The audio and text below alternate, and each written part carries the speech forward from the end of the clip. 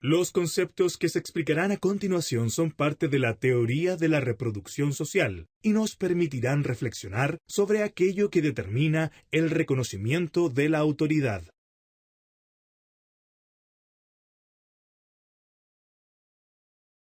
¿Cómo reconocemos a una autoridad? En nuestra experiencia podemos ver que ésta es ejercida por distintas personas: madres, padres, profesores, gerentes, supervisores, reyes, reinas, sacerdotes, chamanes, machis, alcaldes, policías, presidentes, jueces, entrenadores de fútbol, directores de escuelas, directores de orquesta, y otros. Algunos de estos roles los podemos elegir, otros no.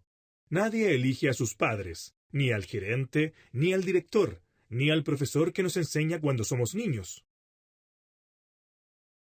El liderazgo se ejerce sobre un sujeto, un equipo, grupo de trabajo, organización u otro. Independiente del tipo de liderazgo y con quienes éste se ejerza, los seguidores identificarán en los líderes algún elemento que lleve a reconocerlos como autoridad.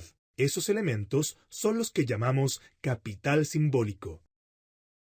Pero veamos, ¿qué significa que alguien tenga mayor capital simbólico? Significa que un sujeto posee distintas características que para nosotros, para nuestra sociedad o para nuestro equipo son relevantes, y por lo tanto los indicamos como un líder. El capital simbólico corresponde a aquellos rituales ligados al honor y al reconocimiento. En definitiva, es el crédito y la autoridad conferida a un sujeto por el reconocimiento y la posesión de las otras formas de capital. ¿Cuáles serían esas otras formas de capital? Existen tres.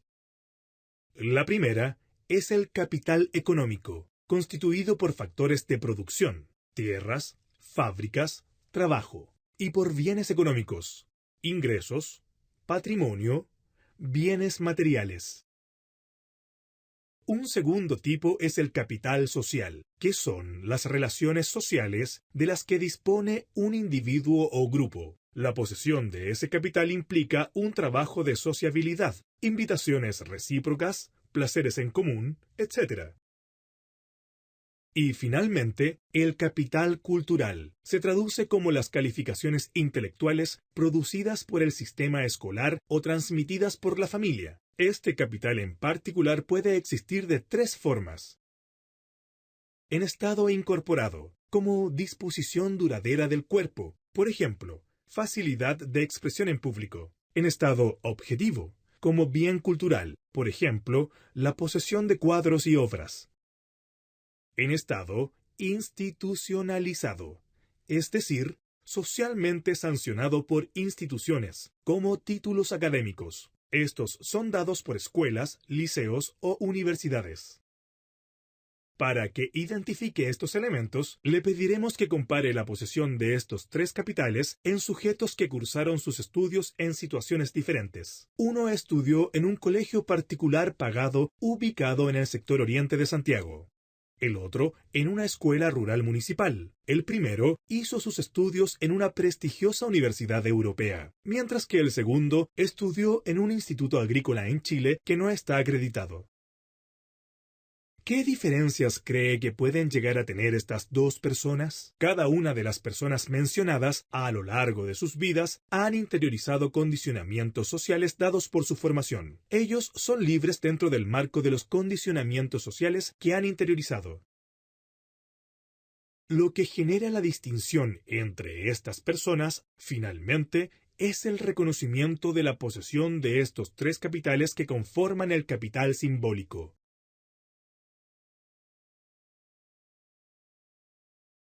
El capital simbólico tiene la capacidad de anular el carácter arbitrario de la posesión de los capitales. Los sujetos perciben la situación como natural, normal. No se dan cuenta de la arbitrariedad.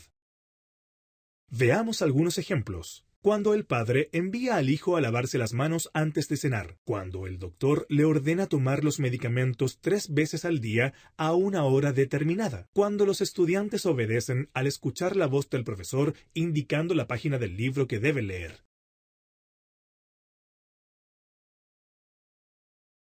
Esto significa que cuando los 3 capitales entran en juego, los sujetos comenzamos a percibir la situación de desigualdad como natural. Algunos poseen más riqueza que otros han recibido mejor educación, otros tienen más poder. Así, por cierto, nosotros nos podemos percibir como sujetos con menor capital simbólico. Hijos, estudiantes, obreros, creyentes, administradores públicos, habitantes de un reino, jugadores de un equipo de fútbol. La posesión de un mayor capital simbólico permite al líder comprender con quiénes está relacionándose, tener el don de la ubicuidad, ser empático con el otro. Estas condiciones no son una casualidad, se relacionan directamente con el capital simbólico. De acuerdo al capital simbólico, los sujetos podrán ubicarse en situaciones determinadas. Lo que ejerce un sujeto con mayor capital simbólico se llama autoridad pedagógica. Un mayor reconocimiento de capital simbólico nos lleva a identificar a alguien como una autoridad capaz de ejercer la autoridad pedagógica a través de una acción pedagógica.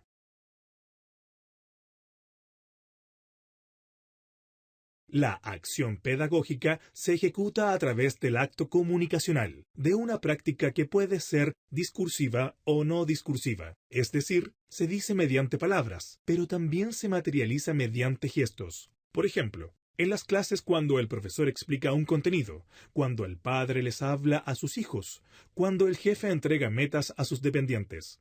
O bien, cuando una madre mediante un gesto expresa la aprobación o desaprobación cuando su hijo realiza una acción determinada. Todos los ejemplos anteriores son acciones pedagógicas y se realizan en estos actos de habla.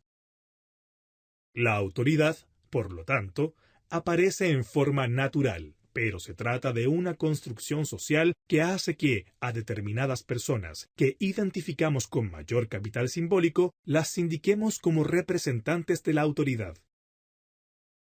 La autoridad ejerce un poder arbitrario. Decimos que la autoridad pedagógica tiene el poder de imponer un arbitrario cultural. Esto significa que puede imponer una verdad como cierta, la cual es comprendida por los agentes como una certeza duradera en el tiempo.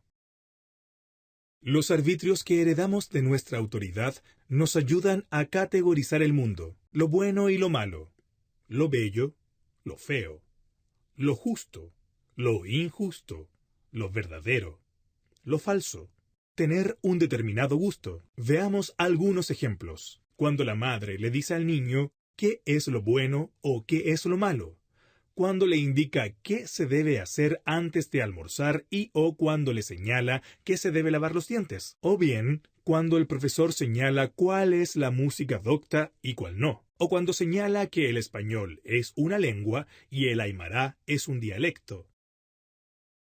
La autoridad reproduce la arbitrariedad cultural que reside en las relaciones de fuerza entre las clases, grupos, sectores e instituciones, base en la que la acción pedagógica se ejerce. Es una forma eficiente de mantener el orden social a través de una violencia que es simbólica.